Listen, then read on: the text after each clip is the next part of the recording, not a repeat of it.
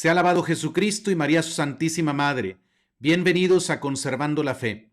En este programa vamos a estar hablando de un tema muy interesante que es el ataque a la cultura cristiana en Occidente.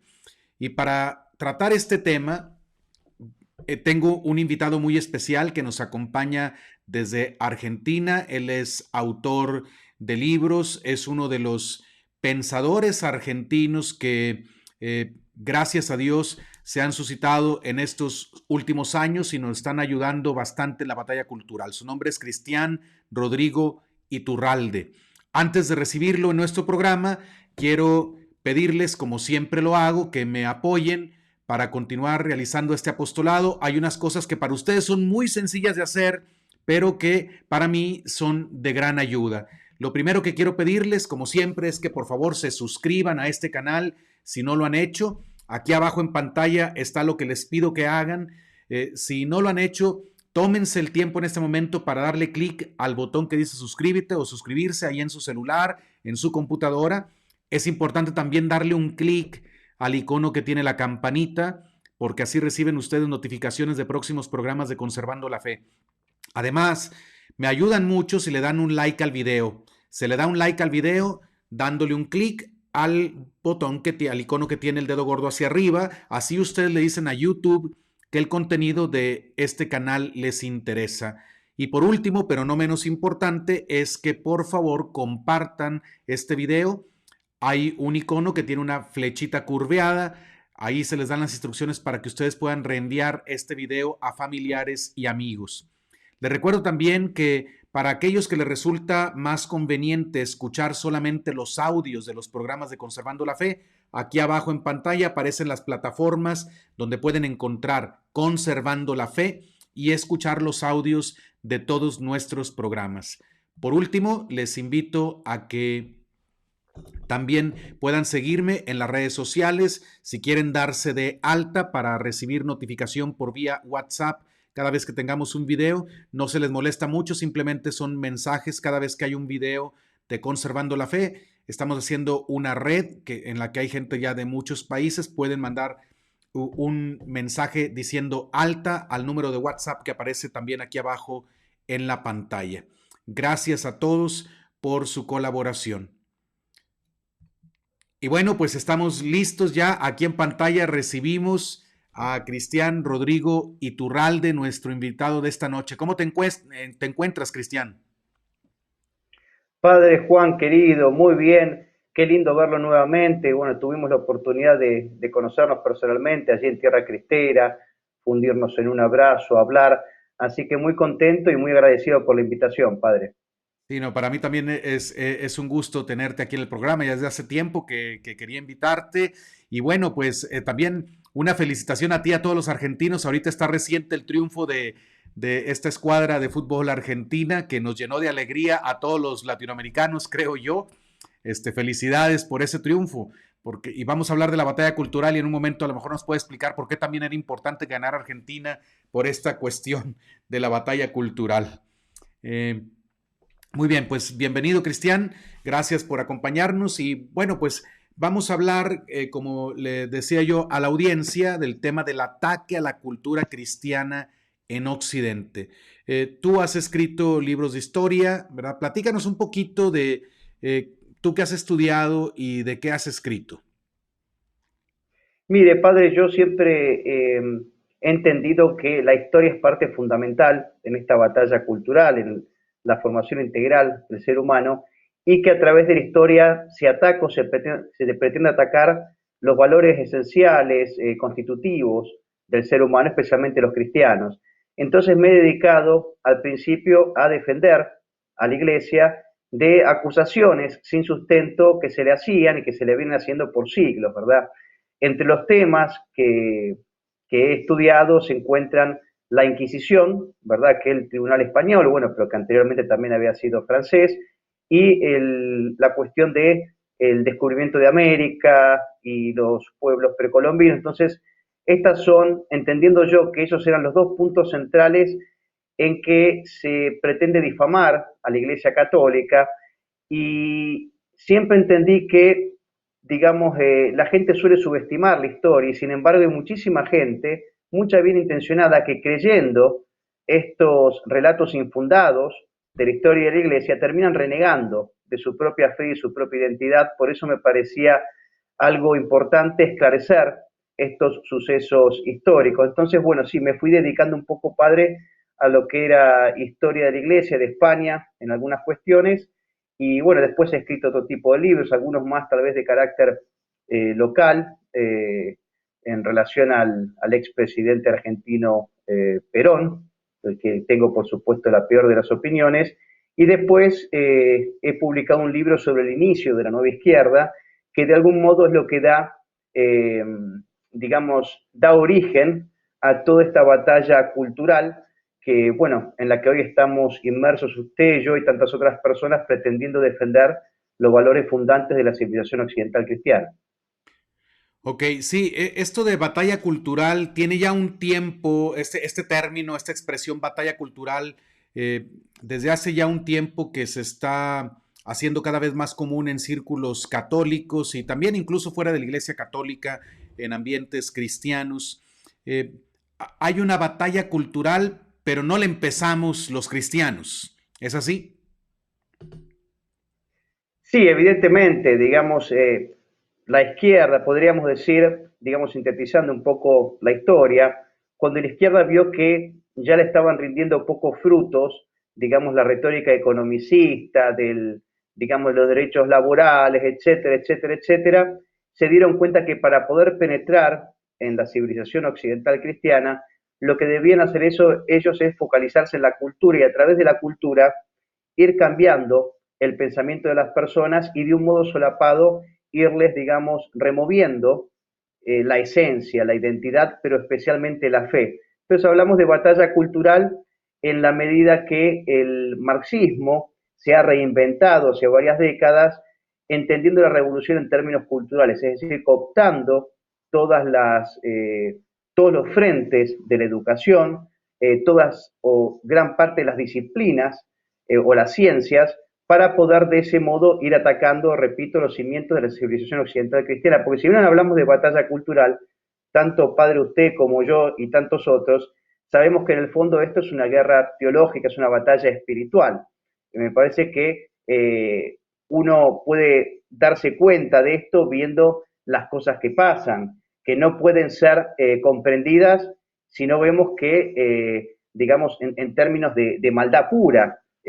Esto no es un proceso la batalla cultural no es un proceso natural, es un proceso artificial digamos, detrás del cual hay una ingeniería social que pretende, ¿verdad?, destruir la cultura occidental cristiana. Entonces, hablamos de batalla cultural para que lo entienda todo el mundo porque es, digamos, así en general la gente lo entiende, pero sí entendemos que en el fondo es una batalla espiritual, una batalla entre el bien y el mal, ¿verdad?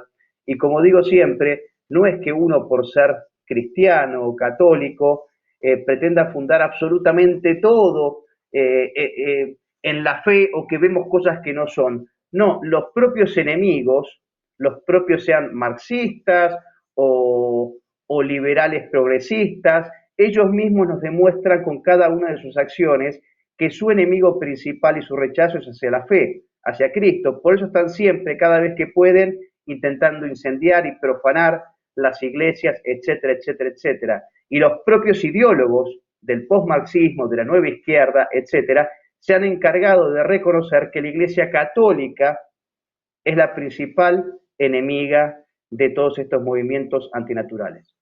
Me parece muy interesante esta visión teológica que nos está recordando, porque efectivamente los que creemos en Jesucristo, los católicos, sabemos, como dice San Pablo, que nuestra lucha no es contra carne ni sangre, sino contra los espíritus infernales que dirigen este mundo de tinieblas, ¿verdad? Dice San Pablo.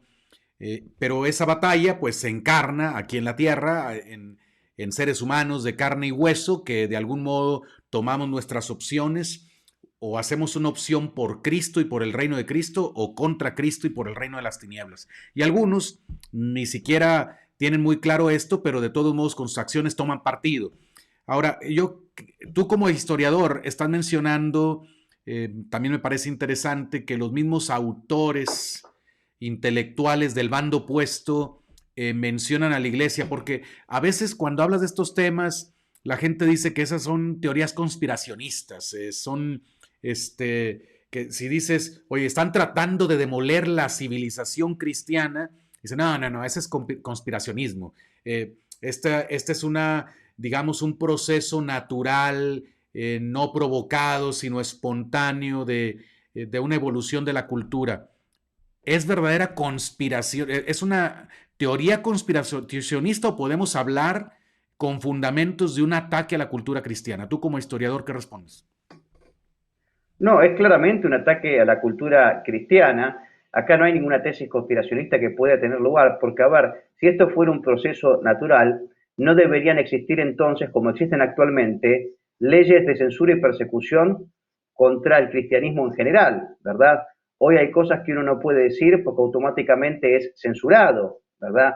Entonces, evidentemente vemos que acá existe una imposición de nuevos, digamos, disvalores. Entonces, evidentemente, acá hay una intencionalidad muy clara en imponer un nuevo pensamiento, y esto es claro más que nada a través de los organismos multinacionales, porque hablando de teorías de la conspiración, yo recuerdo que hace 15, 20 años atrás, todo el mundo hablaba de, se decía que no existía el marxismo cultural, o digamos este marxismo expresado en términos culturales, o que la Organización de las Naciones Unidas o la Fundación Rockefeller no eran en realidad órganos de estos, uy, perdón, se me cayó la lucecita, no eran promotores de todos estos, digamos, valores contrarios al cristianismo. Y sin embargo, hoy es clarísimo y se encarga a las propias instituciones cada vez de un modo más claro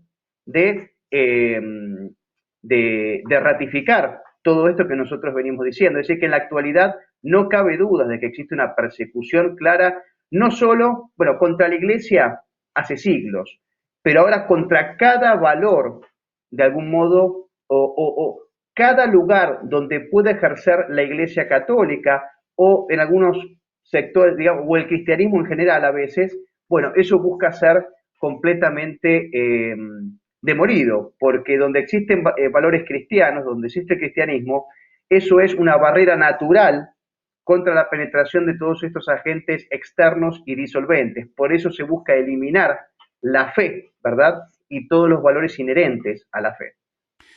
Ok, cuando se estudia este tema de la batalla cultural, de esta pues demolición de la civilización cristiana, que fue gloriosa, no fue perfecta, pero fue gloriosa, creo yo, de mucho provecho para tantísima gente de tantas regiones del mundo.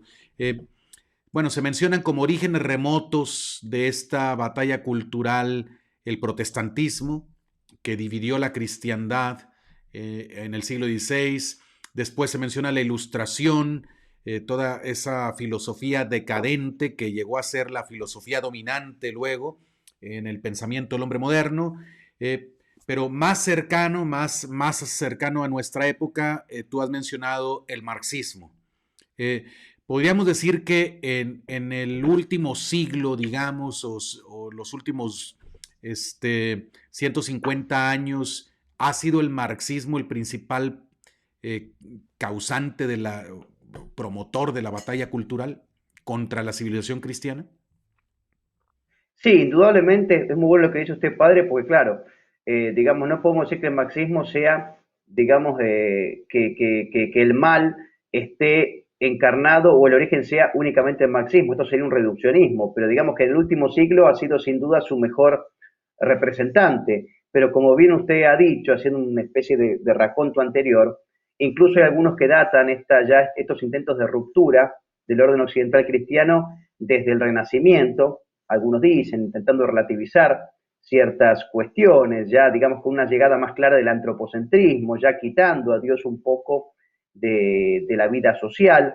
Tenemos, bueno, sí, luego por supuesto que está la Reforma, tenemos la Revolución Francesa, la Ilustración, etcétera, llegando hasta el marxismo, que creo que de algún modo lo que logra el marxismo es reunir todos aquellos viejos errores y darles, digamos, una impronta más atractiva para los tiempos que corrían, ¿verdad?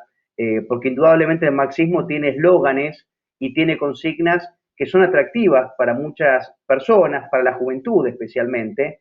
Entonces, bueno, en este simplismo, en este reduccionismo, ahí está el fuerte, evidentemente, del marxismo y mucha gente, muchos incautos lamentablemente han caído bajo el influjo de este terrible error, ¿no? Que es el marxismo. Pero bueno, hoy por hoy yo hablo de marxismo genéricamente, pero gran parte de lo que hoy se denomina derecha terminan actuando como izquierdistas, ¿verdad? Eh, por eso digo que todos los centros terminan siendo funcionales. O si no, no hablemos de marxismo, hablemos de progresismo, que es un poco más abarcativo, porque ahí sí tenemos casi todo el marxismo y tenemos lamentablemente una parte importante de la derecha, ¿no? Eh, o del liberalismo, digamos, progresista. Así que sí, yo creo, padre, que el mejor intérprete que ha tenido la contranatura o el mal ha sido el marxismo y sus distintas, por supuesto, reconfiguraciones, ¿no? Porque el marxismo siempre fue una doctrina dinámica o un movimiento dinámico que va acomodándose a los tiempos. Vos fijate que el marxismo incluso podía rechazar, en algún momento o en algún lugar puede rechazar el aborto y en otro lo puede promover. En uno puede rechazar la eutanasia, en otro lo puede promover. En uno puede rechazar la homosexualidad, como por ejemplo Engels y más, y en otro lo puede promover. Bueno, el marxismo se va acomodando los tiempos para poder hacer el mayor mal posible en la sociedad entonces existente. Oye, en la concepción de mucha gente se relaciona marxismo con una filosofía que se aplica en el ámbito económico. Eh, ¿Qué tiene que ver el marxismo con la cultura? Porque tal vez algunos de nuestros oyentes todavía no lo tengan muy claro. A veces oyes hablar de Marx y dices, pues sí, es un sistema económico, político, pero ¿qué tiene que ver con la cultura? ¿Qué tiene que ver con el arte? ¿Qué tiene que ver con la educación, con las leyes, con la ciencia? ¿Por qué podemos hablar de marxismo en estos ámbitos?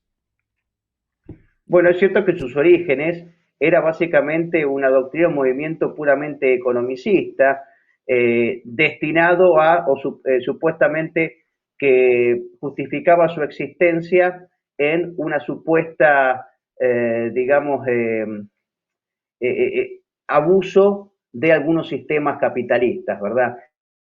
Pero digamos que el discurso se le fue acabando a los marxistas cuando a principios del siglo pasado vieron que el trabajador y la gente en general vivía mucho más cómodamente, incluso en términos económicos, en las sociedades industrializadas en los países capitalistas. Entonces, evidentemente, se les acababa el discurso. Entonces, tenían que penetrar, tenían que romper esa sociedad de otro modo, porque el trabajador ya no le prestaba oídos al marxismo, especialmente después de esa experiencia desastrosa que tuvo el marxismo en Rusia. Entonces, bueno, evidentemente había que cambiar el discurso. Entonces ahí es cuando el marxismo, especialmente a través de la escuela de Frankfurt, comienzo de los años 20, dice, bueno, la revolución ahora no tenemos que plantearla en términos económicos, sino en términos culturales. Antes el abanderado del marxismo era el proletario, el trabajador. Bueno, hemos visto que ya tuvo que dejar forzosamente el marxismo de emplear esa figura, porque el proletario ya no era marxista, porque estaba completamente consustanciado y comprometido en ascender, digamos, económicamente, socialmente en estas sociedades industrializadas. Entonces dijimos, bueno, tenemos que romper la sociedad de otro modo. ¿Qué tenemos que hacer? Bueno, metámonos en todo lo que tenga que ver con la cultura de esa sociedad occidental. Entonces, ¿qué es lo que hicieron ellos? Se metieron en el arte, ¿verdad? En las distintas esferas que tiene el arte, como puede ser la música, la literatura, el cine, la pintura, y vamos a ver que van surgiendo todos movimientos disruptivos en la escena de la pintura, repito, de la música, etcétera, cuando ellos pretenden no cambiar solamente el mensaje, sino la propia estructura lógica que tienen parte de esa disciplina, bueno, y a partir de ahí intentar, repito, ir un poco, generar desconformismo o generar un arte que despierte en la gente un resentimiento y un odio hacia lo establecido, hacia todo lo que implique tradición. Al principio lo hicieron de un modo más solapado, pero bueno, ahora es evidente que uno va a cualquier museo de arte prácticamente del mundo y si no ve, digamos, va a haber, incluso puede haber profanaciones, sacrilegio, cualquier cosa puede ser considerado hoy lamentablemente una obra de arte. Es más, se ha llegado al absurdo que hace pocos meses se subastó, no sé por cuántos miles de dólares, una supuesta estatua invisible, y siempre hay un imbécil posmoderno dispuesto a pagar eso. Entonces había una estatua invisible y hubo un imbécil que fue y lo pagó. Bueno, a eso ha llegado. Entonces, ¿cuál es el fondo de esto? El fondo de esto, de estos movimientos posmodernos, en todas sus aristas, repito, es el tema del rechazo a la realidad y esta idea de que cada uno puede crear su propia realidad.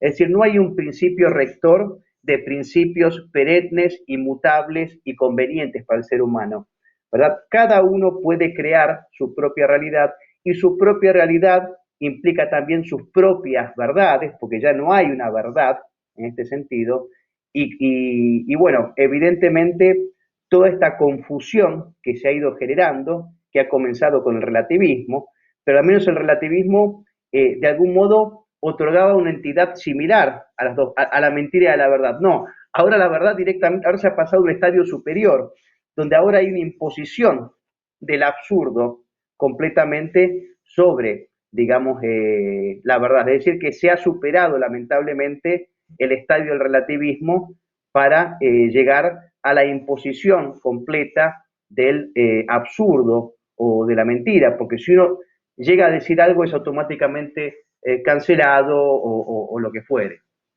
Ahora yo quiero insistir en este aspecto que tú vuelves a repetir, es algo que ha sido planeado. No, no fue una evolución espontánea del arte, sino que, y de todas estas ideas, sino que hay un plan, hubo un proyecto. ¿Podrías decirnos quiénes planearon esto? Muy bueno, padre, lo que está, porque mucha gente se puede preguntar, bueno, pero ¿quién ha reconocido esto? ¿Ha existido realmente un plan o cómo es que ustedes están llegando a estas conclusiones? Bueno, los propios ideólogos del marxismo se van planteando, ya incluso luego de la revolución bolchevique del año 1917, o sea, ya estaban viendo los marxistas que era un experimento desastroso a ojos de todo el mundo. Digamos, ya los desmanes, los genocidios, las promesas incumplidas hacia los trabajadores. Es decir, que había que cambiar un poco esa imagen negativa que había generado el marxismo en la práctica, porque en la teoría, en la utopía era muy linda para muchos, ¿verdad? Pero cuando se puso en práctica, evidentemente el marxismo estuvo a punto de desaparecer. Entonces hubo algunos intelectuales marxistas que dijeron, muchachos, tenemos que cambiar la estrategia porque si no el marxismo va a desaparecer. Bueno, ¿y quiénes son los que van planteando esto? Bueno, podemos ver hombres como George Lukács. George Lukács es uno de los fundadores de la Escuela de Frankfurt y él abiertamente, en uno de sus libros, que yo cito por supuesto en mi trabajo, en más de uno de sus libros, habla que hay que destruir la cultura occidental cristiana, ¿verdad? Lo tenemos a Herbert Marcuse, también con tesis similares.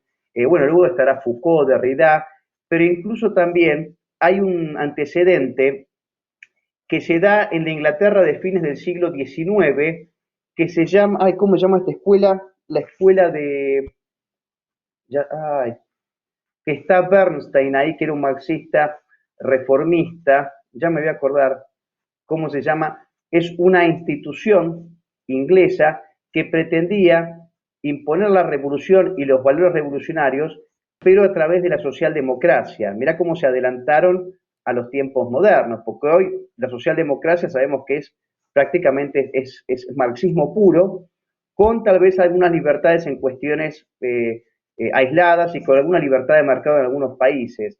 Pero digamos, esta idea de poder hacer la revolución a través de la democracia, ya surge la escuela fabiana, ahí está, la escuela fabiana del fin del siglo XIX.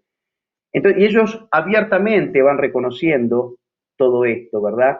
Y varios de los autores que antes también mencioné, está bueno, luego está Foucault, Derrida, etcétera, donde ellos ya plantean esta idea de hacer la revolución a través de la cultura, cooptar toda la educación, las escuelas, las universidades, y a través de allí también cooptar cada disciplina y cada facultad en cada universidad y ir allí, digamos, ya sembrando estas, estas nuevas, digamos, tesis o estos principios antinaturales.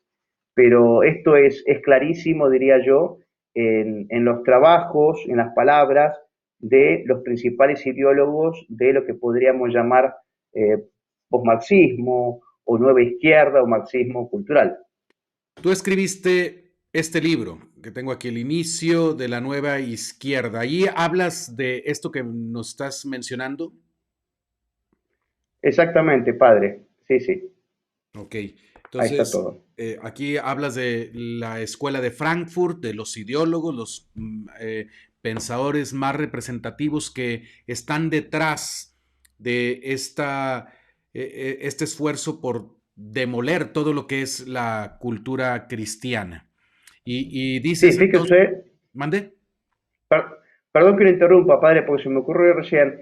Fíjese usted hasta qué punto esto fue pensado y planeado y tiene mucho más tiempo en ejercicio, por lo menos en planteos de lo que nosotros pensamos, es que ya en los años 20 ellos van promoviendo el feminismo, varios de los ideólogos de la escuela de Frankfurt van promoviendo el feminismo, el lobby homosexual, la ideología de género, atacan la maternidad, incluso van promoviendo la educación sexual integral, lo que hoy llaman eufemísticamente, ¿no? Educación sexual integral, que es un adoctrinamiento en la degeneración, en la perversión para los niños, ¿verdad? Todo este tipo de cuestiones ya van siendo planteadas como temas disruptivos que hay que poner en la agenda de esos tiempos para que la gente poco a poco vaya primero dudando de sus valores y de todo lo que se le ha enseñado y dicho históricamente, especialmente a través de la fe, y luego rechazarlo completamente. Pero entonces, ellos sabían, estos autores, estos pensadores que impulsaron la revolución cultural que estamos viviendo, ellos sabían, tenían conciencia de que estaban tratando de demoler la cultura cristiana. ¿Tenían esta conciencia o no? Sí, Sí, ellos querían sí, hacer. completamente, porque sí, sí, porque ellos incluso, especialmente el que trata el tema este, en alguna parte es Eric Fromm. Eric Fromm había sido discípulo del propio Freud, ¿verdad? Era uno de los, digamos, psicoanalistas que empleó la escuela de Frankfurt, y él habla, digamos, de la religión como una especie de opio del pueblo, como siempre tuvo el marxismo, pero decía que la religión era un factor de sometimiento, ¿verdad? Del capitalismo y especialmente de este nuevo orden que ellos querían crear. Entonces hablan, por supuesto, en términos negativos de la religión, como si fuera una especie de cadena sobre las personas y había, digamos, que erradicar esa religión, pero especialmente la religión católica. Esto lo dice alguien que no era de la escuela de Frankfurt, pero que sí pertenece, digamos, tienen pensamientos muy similares en cuanto al marxismo en términos culturales, que es Henry Lefebvre. Él tiene un libro que se llama El marxismo del año 50 más o menos, uno de los más reputados, diría yo, analistas marxistas de aquellos tiempos, y él habla, en esa obra reconoce que dice, la Iglesia Católica es el único y verdadero enemigo del marxismo, lo dice en los años 50. Incluso hace una distinción y una aclaración, dice, no incluyo aquí a todas, digamos, las iglesias cristianas, digo iglesias por decir algo, a todo el resto de los movimientos cristianos, sino a la iglesia católica. Y bueno, evidentemente veía él en el dogmatismo y en esta celosía que tiene la iglesia católica en la protección de determinados principios que son completamente inamovibles, y no es como, digamos, el protestantismo que generalmente sabemos que es libre examen, básicamente cualquiera puede interpretar lo que se le ocurre y hacer, no, en cambio la iglesia católica tiene esa celosía absoluta por defender la tradición, por eso la iglesia católica fue el enemigo más acérrimo que ha tenido el marxismo y le ha costado muchísimo al marxismo penetrarla, ¿verdad? Bueno, hoy lamentablemente la historia es otra en algún sentido. Digo que lamentablemente la iglesia, parte de la iglesia, lamentablemente ha sido, o el veneno ese ha ingresado en la iglesia, bueno, ya incluso lo había adelantado, Pablo VI había sido, no me acuerdo. Pues sí, bueno, el Papa Pablo VI hizo algunas declaraciones muy impactantes, como por ejemplo, por alguna fisura ha entrado el humo de Satanás en la Ahí está. iglesia.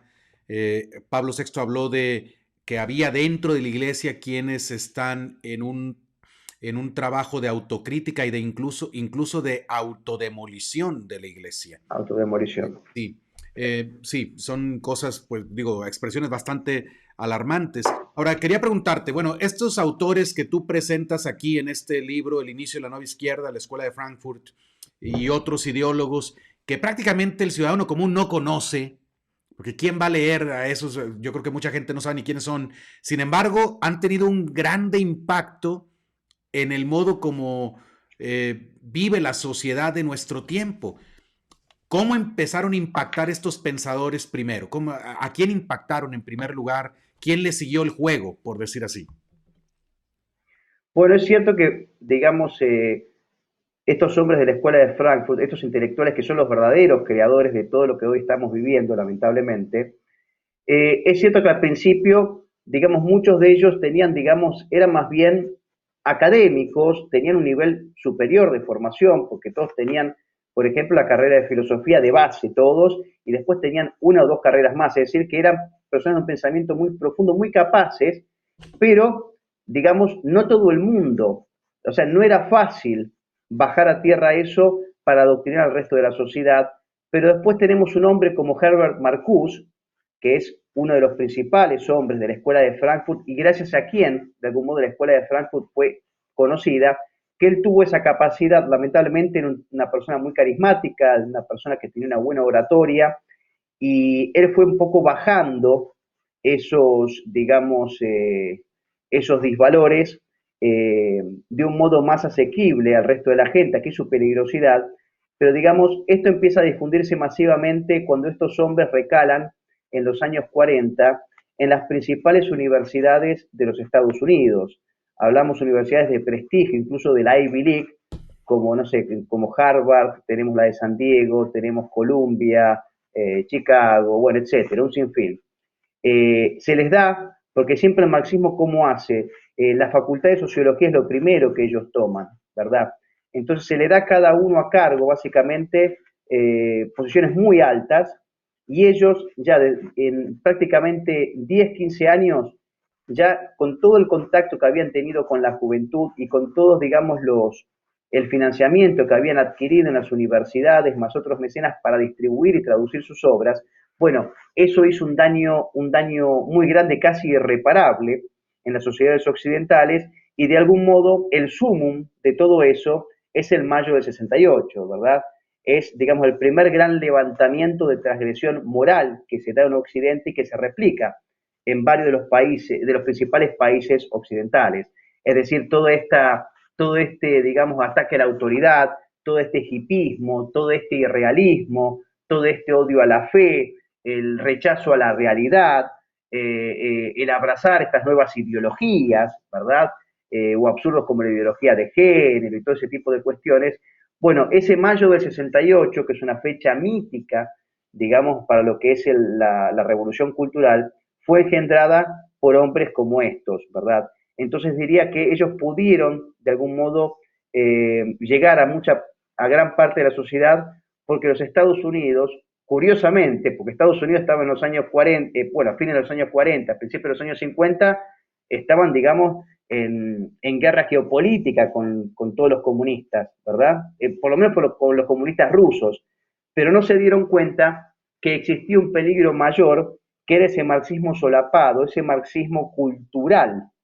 Entonces, los mismos Estados Unidos que estaban peleando con tanques y un montón de cosas con la Unión Soviética, le abrieron la puerta a estos marxistas más calladitos, ¿verdad? Y mirá lo que generaron en esa sociedad norteamericana tan conservadora, tan cristiana, tan patriota anteriormente. Bueno, bastó una generación básicamente para que, digamos ya, para podrir en gran medida esta sociedad norteamericana con estos tipos que estuvieron a cargo de las universidades, etcétera.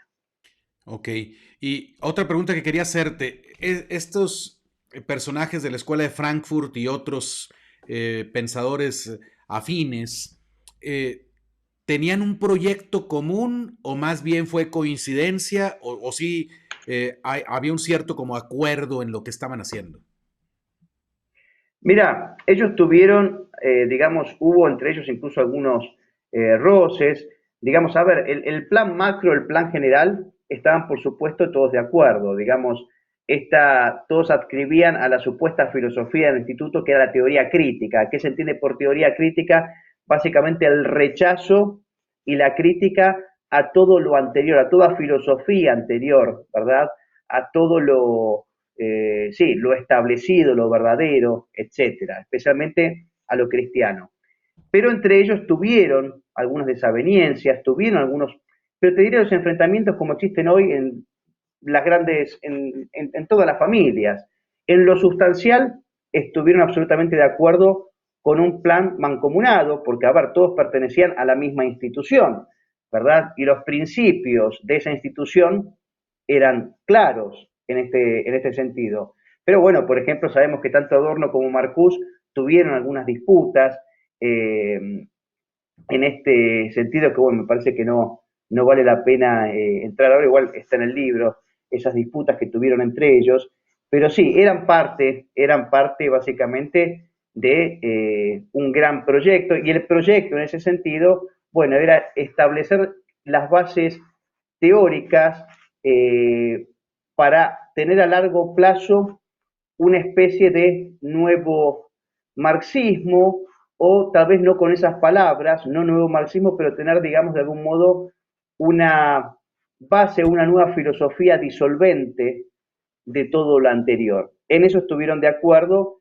y a ver, tenías ahí desde filósofos, como he dicho, pero también había antropólogos, había artistas, había abogados, antropólogos, ¿qué más había? Musicólogos. Ellos abarcaron, digamos, el acierto de la Escuela de Frankfurt fue el haber sido el primer think tank, la primera gran usina de pensamiento que tuvo el marxismo, y abarcaron todas las disciplinas, eran todos especialistas en distintas disciplinas, y fueron penetrando en la sociedad occidental a través, repito, de la psicología, de la antropología, de la sociología, del derecho, La de historia, la pintura, bueno, de la historia no mencionan mucho de ¿no? la historia, por lo menos no los de la escuela de Frankfurt. Yo no he visto un historiador entre la nómina, por lo menos, de los hombres principales. Yo me refiero, por supuesto, a la primera generación de los hombres de Frankfurt, que es del año 23 hasta más o menos 68, años 70, que es la más determinante de efectos de la creación del mundo posmoderno, ¿no? Pero en este sentido creo que es lo que podría decirle, padre. Ahora, mira, Marx decía que quería llegar a la dictadura del proletariado. Era con lo que soñaba Marx como el culmen de la historia, ¿no? Pero estos hombres, ¿qué soñaban? O sea, ¿qué tipo de sociedad se imaginaba? A dónde querían llegar? Pasa que Marx apuntaba, yo diría más bien, primero que bueno, luego hemos visto en la práctica cómo varias de las tesis de Marx, digamos, eran completamente equivocadas, ¿no? Acordate que él creía que el capitalismo se iba a extinguir inevitablemente, y que de un modo natural se iba a dar este paraíso proletario. Y contrariamente a lo que decía Marx, el capitalismo se volvió cada vez más fuerte, e incluso el propio trabajador que él tanto defendía y que creía que iba a romper con el capitalismo termina asociándose al capitalismo. Eh, pero vos me habías preguntado, padre, perdón que Sí, me fui de la pregunta. ¿Qué me habías... a dónde querían llegar todos estos ideólogos? ¿Con qué sociedad, qué tipo de sociedad soñaban ellos? ¿Cuál era el objetivo a alcanzar? Porque sí, al principio demoler todo lo cristiano, cuestionar, etcétera. Pero ¿a dónde querían llegar? O sea, si Marx soñaba con el paraíso del proletariado, ¿qué tipo de sociedad soñaban estos pensadores? Y estos nuevos pensadores, evidentemente, porque uno dice, pero ¿cuál es la propuesta que ellos tienen? Porque hay gente que entiende, bueno, está bien, yo entiendo que ellos querían destruir, pero lo que no entienden, cuando yo lo hablo con la gente, es que no necesariamente tienen que tener ellos una alternativa. Hay gente simplemente que quiere destruir, absolutamente, por rechazo, pero no por rechazo simplemente a cierto estilo de vida o ciertos principios. Es lo que puede generar, a ver, solo se entiende el que comprende, digamos, la, lo que genera el rechazo a la fe. O sea, solo un rechazo a la fe muy fuerte, un odio profundo a la fe, es lo que puede generar en determinadas personas el querer destruir por destruir. Porque a ver, por ejemplo, qué es lo que ofrecen o qué es lo que proponen los posmodernos de hoy? Bueno, te hablan de una sociedad más igualitaria, etcétera. Bueno, y utopías, utopías, utopías, que en realidad, bueno, más igualitaria. Hay una guerra semántica detrás de todo esto, pero tendremos que ponernos primero a definir, ¿no? Las palabras, porque digo, como digo siempre, digamos, es muy fácil cuando uno está discutiendo con uno de estos idiotas, digamos, van a ver que siempre utilizan dos, tres palabras, siempre hay, digamos, entre 10 y 15 palabras talismán que utilizan siempre y que vienen incluidas en cualquier discurso. Bastará para que nosotros, por ejemplo, le exijamos que defina, por ejemplo, o libertad o felicidad o dos o tres cosas más para que realmente esa persona quede en evidencia que no sabe absolutamente nada. Ahora bien, ¿qué es lo que pretenden? Evidentemente la destrucción. O sea, yo no creo y no se ve que tengan seriamente un plan alternativo, porque si ellos hablan de una sociedad más libre, ¿dónde está esa sociedad más libre? Si evidentemente ellos viven hablando y se llenan la boca hablando de libertad, porque a la persona común, al incauto, ¿qué nos va a decir a usted, a mi padre? No, nosotros queremos una sociedad más libre y ellos están buscando una sociedad más libre. ¿Y de qué libertad me hablan? Bueno, primero, por supuesto, ¿dónde está la libertad de lo nato? Pero vayamos a términos, si querés más, incluso que ellos pueden llegar a reconocer, como dónde está la libertad para disentir con todo este tipo de medidas que nos quieren imponer, porque somos cancelados, censurados, uno puede, bueno, hay muchos sacerdotes que han sido encarcelados, o también ministros protestantes, es decir, que no hay libertad, hay una imposición cada vez mayor de un pensamiento único acá. Así que evidentemente la alternativa no es la libertad, acá es destruir por destruir, básicamente. Yo creo que es el plan del demonio. ¿Qué quiere el demonio? Destruir simplemente. ¿Tiene algún plan el demonio en este sentido? Gobernar, que gobierne la destrucción, nada más. Esto es lo que le puedo decir, padre. Ok, bueno, está muy bien porque es bueno saber que esta gente no es propositiva en realidad, son más destructores que constructores. O sea, lo que querían era demoler y lo que está, el, que significa entonces que si estamos siguiendo ese proceso de demolición que esta gente planeó sin proponer ninguna verdadera alternativa, estamos encaminándonos a la destrucción de todo lo que es nuestra cultura. O sea, si seguimos en este camino, el futuro no va a ser nada bueno, ¿no? Todo esto solo puede llevar a pérdida de libertades, a caos social, caos económico, caos político. O sea, si no hay un plan y solo estamos demoliendo, esto lleva al caos, ¿no? Totalmente, padre. El tema es que, repito, mucha gente lamentablemente es muy incauta y ellos piensan que en realidad se les está ofreciendo, se les quiere ofrecer mayores libertad, mayores beneficios. No, todo lo contrario, todo lo contrario. Hay menos libertad, hay menos respeto hacia los derechos humanos. Digo, si se pretende hacer un dogma de los derechos humanos o del hombre, etcétera, bueno, por lo menos comiencen defendiendo al más indefenso de todo, que es el bebé. O sea, hay que hacerle, le tenemos que hacer ver, porque digamos, bueno, hay algunos que ya estamos en esto, por supuesto, no nos tiene que convencer nadie, pero hay otras personas que son más ingenuas, hay incluso gente bien intencionada, que tenemos, nuestra tarea es hacerles ver qué es lo que está pasando realmente, hacerles notar las inconsistencias e incoherencias de este discurso que es presentado con, digamos, con ribetes, repito, de libertad, de felicidad, etcétera, etcétera, etcétera. Entonces creo que nuestra tarea consiste justamente en quitarles el velo, ¿verdad? En que puedan ver la realidad y en que no tengan temor a ver la realidad en este sentido. Y bueno, por supuesto hay que ponerse a combatir. Aquí estoy mostrando en pantalla un libro que tú acabas de publicar recientemente. Eres coautor junto con el padre Rodrigo. Recuérdame el apellido, por favor. Rodrigo Miranda. Aquí voy a poner al padre Rodrigo Miranda por acá. Él es sacerdote del Instituto del Verbo Encarnado, tengo entendido. Sí. Es chileno y está en Roma actualmente. Tú hiciste, bueno, escribieron ustedes en colaboración este libro que se llama Identificar, Debatir y Vencer al Idiota. Platícanos de este libro, platícanos por qué el título y por qué el término idiota. Mire, padre, casualmente, digamos, un poco la génesis de este libro está dada, uno de mis viajes a México, unos amigos mexicanos, me habían pedido si podía llegar a, digamos, a redactar o intentar ofrecer un raconto sobre algunas, digamos, principios esenciales de técnicas de debate y exposición oral. Vio que hoy está muy de moda todo el tema de los debates, etcétera. Bueno, a ver qué podía agarrar de los clásicos y también de algunos referentes modernos, etcétera.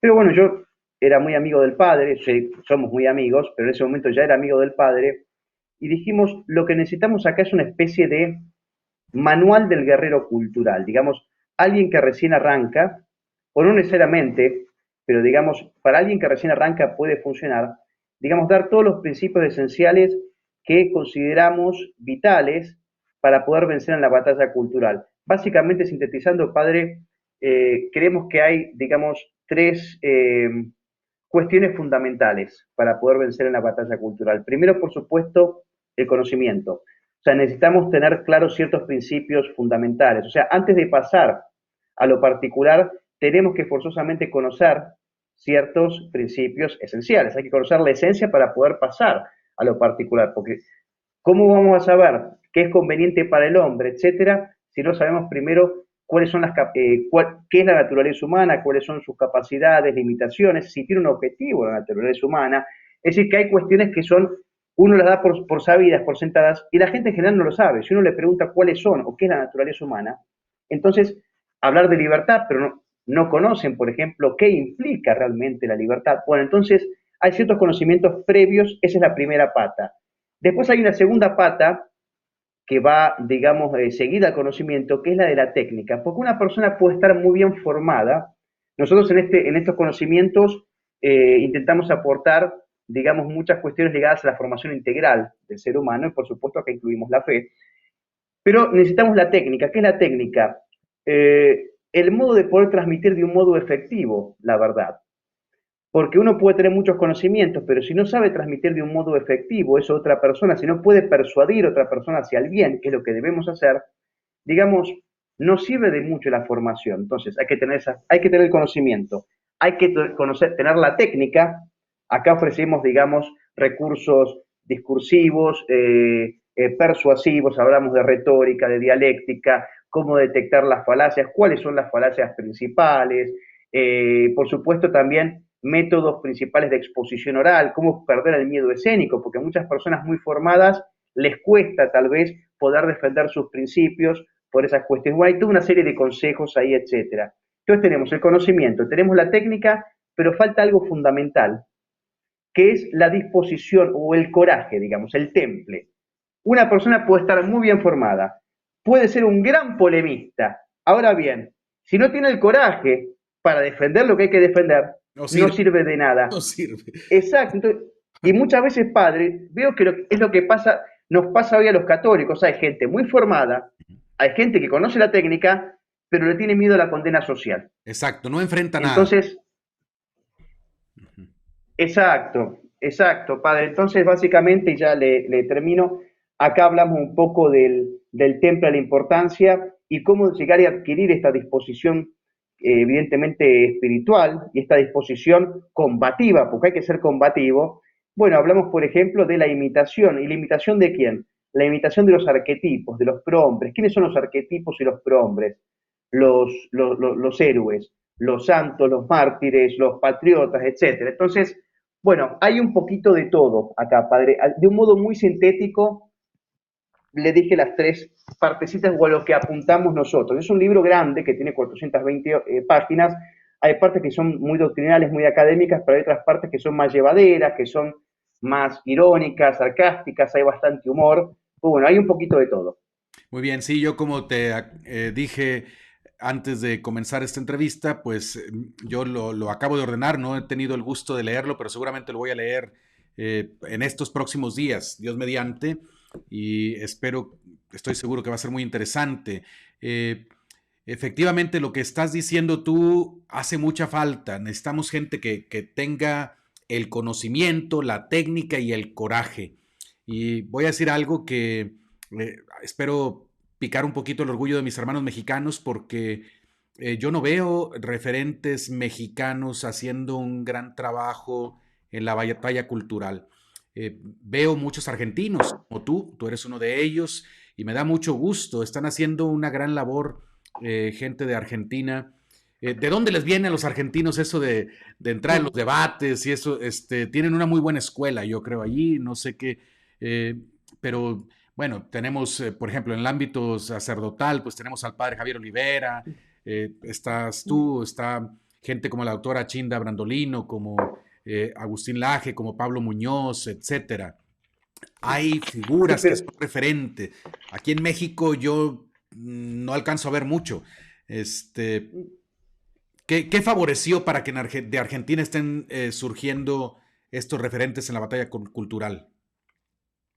ojo, sabe padre que esa pregunta me la han hecho mucho en México, pero tiene una explicación en realidad mucho más sencilla de lo que uno podría a priori pensar. Porque, a ver, todos tenemos, digamos, una cultura en común, mexicano, argentino, colombiano. Por supuesto que después, digamos, cada pueblo tiene algunas pequeñas particularidades, pero en esencia somos, creo yo, muy similares.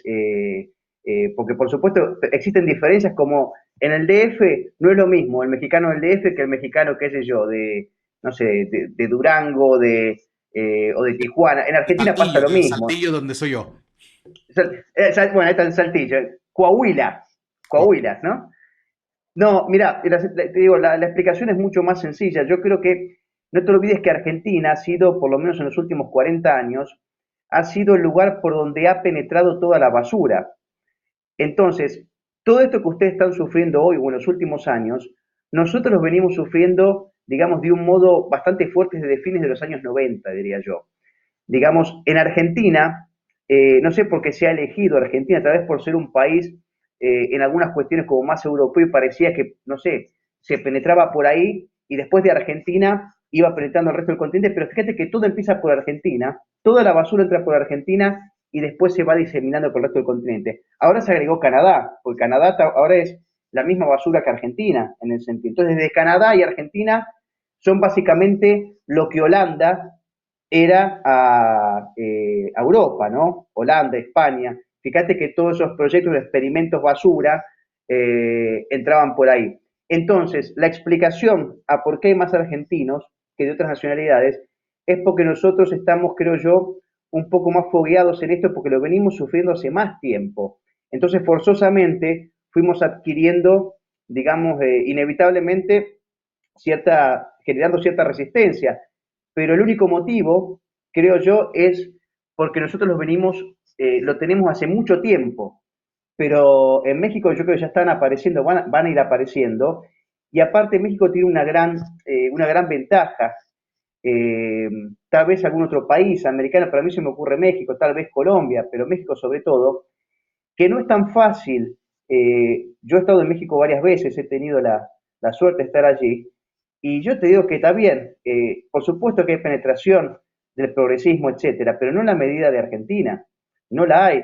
O sea, México es un país que, a ver, hasta un taxista que no tenga ningún tipo de ideología ni nada te va a hablar de la Virgen de Guadalupe. O sea, cualquier persona te va a hablar de la Virgen de Guadalupe en México, hay un respeto absoluto, y eso prácticamente no tiene ideología política, en Argentina no. Entonces, es más difícil penetrar en países como México, que si bien, a ver, ustedes yo entiendo que uno puede estar pasando muchas cosas malas, pero en comparación con otros países, el pueblo mexicano es muchísimo más religioso diría yo, que el resto de los países americanos. Eh, entonces, yo creo que por eso, como en Argentina fue tan virulento, y bueno, fuimos surgiendo algunos, pero después México tiene, por otro lado, ha tenido grandes obispos que tal vez nosotros no tuvimos. Yo me acuerdo, ¿cómo se llama este de Guadalajara? Que yo lo conozco, él presentó mis libros en Guadalajara en Cardenal un Juan momento. Sandoval, ya. Cardenal Juan Sandoval. Eso, Cardenal Juan, ese tiene tiene un coraje. ¿Me Así es. escuchás? Sí, sí, sí, Ah, sí. escucho muy bien. Sí. Entonces, perdón que le hice el cuento largo, padre, pero No, no, no. sintetizando yo creo que es por eso. Excelente. Ahora, ¿quién es el idiota? El idiota básicamente es todo aquel que rechaza ver la realidad, ¿verdad? Y que rechaza ver cualquier tipo de evidencia que lo pruebe equivocado. Por supuesto que cuando hablamos de idiota, no nos referimos, digamos, a una cuestión, por supuesto, nadie a un ignorante, porque un ignorante no es un idiota. Digamos, la ignorancia es, digamos, una condición reversible. Y aparte, idiota podemos ser, incluso también nosotros viviendo en este mundo idiotizado, es difícil abstraerse de todo lo que sucede. Entonces, por eso hay una parte del libro que dice, bueno, ¿cómo no ser un idiota? Entonces, eh, invitamos a hacer una especie de introspección y ver qué cuestiones nosotros podemos mejorar, porque no se trata de señalar a quién es el idiota, también hay que estar seguros o intentar procurar que no seamos nosotros idiotas en algún sentido. Por eso se habla de las virtudes cardinales, teologales, los hábitos para el pensamiento riguroso, etcétera.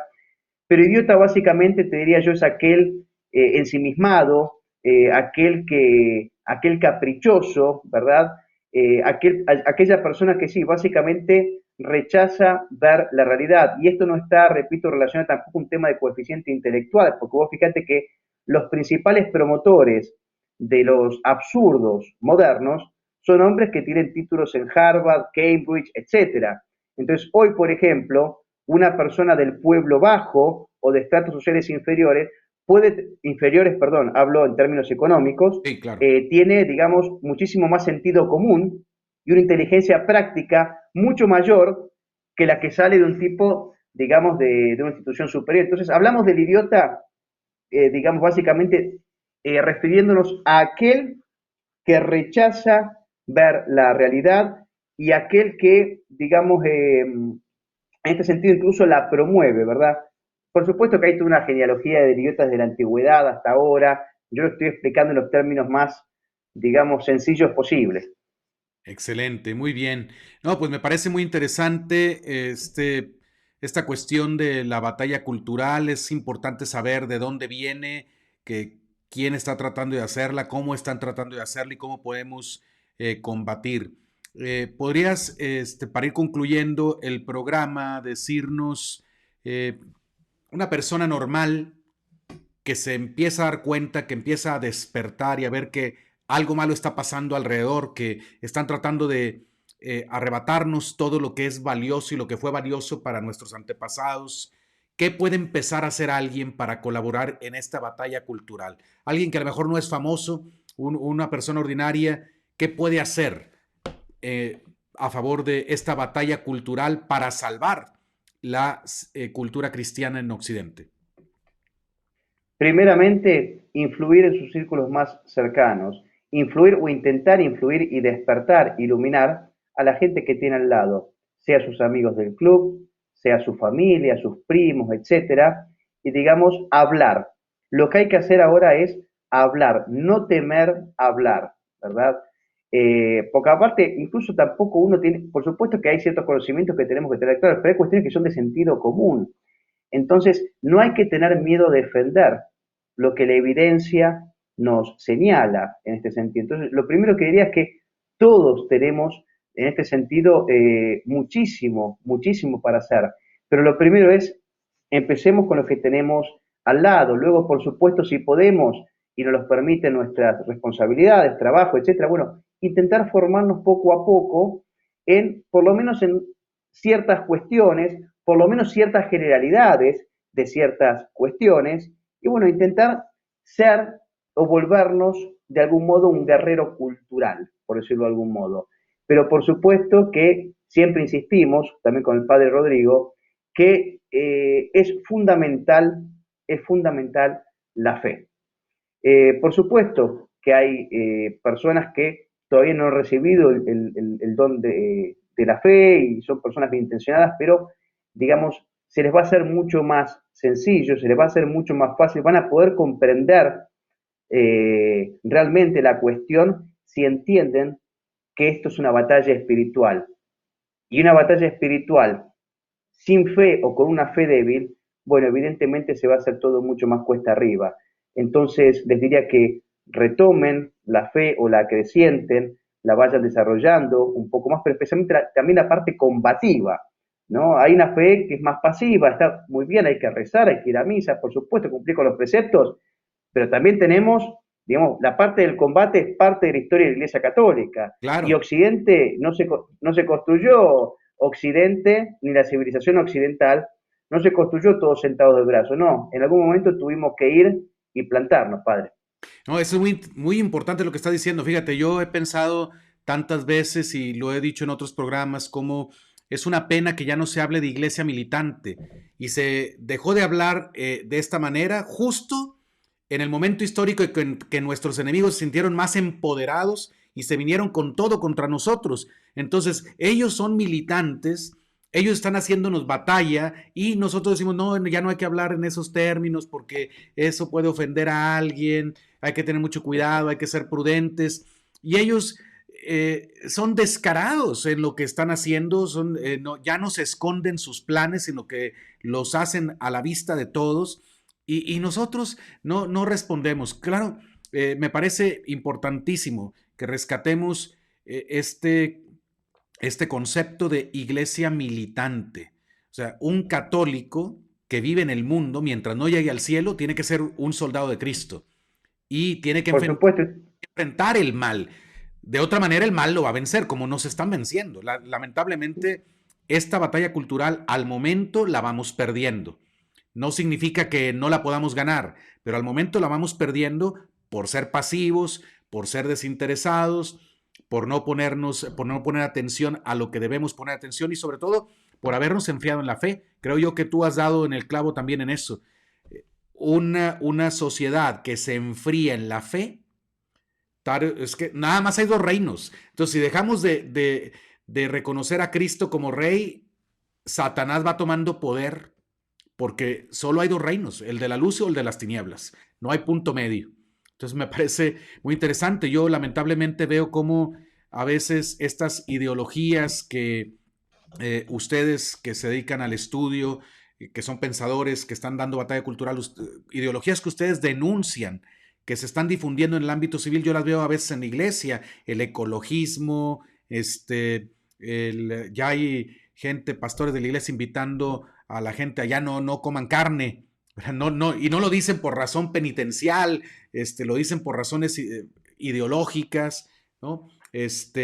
Tenemos la ideología de género que lamentablemente se difunde, y eso lo sé, tengo información directa, ¿no? Cómo se difunde la ideología de género en colegios católicos, en grupos, movimientos eclesiales, y bueno, a la luz pública están declaraciones escandalosas de obispos y cardenales a favor de la ideología de género, aunque no mencionen esa expresión, defienden los contenidos de esa ideología. ¿Tú percibes lo mismo o son fumadas que yo tengo? no, padre, creo que hoy es más evidente que nunca, pero le diría que incluso esos no son los más peligrosos. Digamos, estos obispos felones, que lamentablemente existen, bueno, siempre ha existido en la iglesia, en todos lados, porque ellos de última son más evidentes. A mí el obispo o el religioso que más me preocupa es el que es más sutil. Por ejemplo, aquel que habla de prudencia, pero en realidad esconde cobardía, ¿verdad? Esto es muy común. Yo recuerdo aquí, por ejemplo, cuando se intentábamos organizar las defensas de la vida, etcétera, siempre había algún obispo o algunos sacerdotes influyentes que decían, no, hay que ser prudente, hay que ser prudente, u ojo con la caridad, y le van confundiendo de católico común ciertas cuestiones que no tienen nada que ver con la doctrina católica. Por ejemplo, tenés cuántos imbéciles, perdón, padre, cuántas personas tenés que te dicen, no, que la otra mejilla, pará, hermano, pero la otra mejilla, eso es para la ofensa personal, pero a nosotros nos manda Jesucristo, primero nos manda que nos dejemos pegar 5 veces seguidas, pero digamos, cuando se ataca la fe, Hay que defender. vos ahí estás hay que defenderla. Vos no podés poner la mejilla de Dios, o sea, poner la otra mejilla es para la ofensa personal, porque yo recuerdo cuando defendíamos los templos, acá que los querían profanar, estos zurdos, marxistas, feministas, etcétera, al que pisaba el templo, agarramos, bueno, no sé cómo le dicen ustedes, trancazo afuera del templo, no lo dejamos pisar el templo, y había un sector de católicos que decían, no, ¿cómo le vas a emplear violencia escuchar, primero que es una violencia defensiva, Así pero es. aparte, la segunda, la mejilla es, vos ofendeme, bueno, y yo te perdono, etcétera, yo te tengo que perdonar, pero vos querés profanar la iglesia, no, no, no, no. Entonces, este tipo de conceptos han, ¿cómo decirlo con un eufemismo, padre? Eh, a ver, ¿cómo? Al católico lo han disuelto, lo han vuelto un Afeminado. ente totalmente, sí, afeminado, amariconado, todo temeroso, y no, a ver si lo que ellos dicen, cuidado, a ver si ofendemos. Creo que era Dostoyevsky que decía, llegará el día, ¿cómo era? Llegará el día en que el inteligente no va a hablar para no ofender al idiota, o algo por el estilo, ¿no? Pues Entonces, digo, ya llegó el día. ya llegó. Por supuesto que aparte hay límites, por supuesto, pero quiero decir que hay momentos en que tenemos que defender nuestra propia iglesia porque si no nos van a comer. Y no es cristiano no defenderla, ¿eh? No Sí. es católico no defender a la iglesia. Pero bueno, usted, padre, lo va a saber mucho mejor que yo. No, no, no, estoy totalmente de acuerdo. Yo también, estas actitudes que tú dices, pues a veces en la misma formación sacerdotal se enseñan estas actitudes erróneas, este concepto falso de caridad o de misericordia cristiana, se difunde en los seminarios y vas formando sacerdotes, pues, no sé cómo puedo decir, no homosexuales, pero sí no tan masculinos, en Sí, sí, cuanto sí. a ser guerreros y defensores. Y bueno, si ese tipo de pastores tiene la gente en las parroquias, pues imagínate, los laicos no van a querer pelear tampoco. Todo el mundo va a pensar que tiene que ser prudente, que no hay que lastimar a nadie, que no hay que hacer sentir mal a nadie, que aquí lo que importa es que todos se sientan bienvenidos. Y estamos dando la bienvenida a los enemigos en la iglesia y luego la destruyen ya desde adentro, ya no solo desde fuera. Entonces, es verdad, tú has dicho un punto que me gustó, no podemos poner la otra mejilla de Cristo, pongamos la nuestra. Exactamente, si alguien nos ofende podemos perdonar, pero si alguien está eh, profanando nuestras cosas sagradas, destruyendo la liturgia, eh, está contradiciendo la sagrada doctrina, tenemos que salir a defender, porque son los medios que Dios nos dejó para la salvación de las almas. Entonces, si dejamos que nos quiten los medios de salvación, que los descompongan, la gente no va a poder llegar a la vida eterna. Entonces, me parece muy, muy adecuada esta visión que tú tienes. Me parece que combinan muy bien la parte humana con la parte teológica. Y pues te agradezco muchísimo, Cristian. Hemos llegado ya al fin del tiempo de este programa, por todas estas aportaciones, tú que has compartido con nosotros. Yo quiero invitar a nuestra audiencia a que busque tus libros. ¿Están a la venta en Amazon? Por ahora están en Amazon, padre, nomás.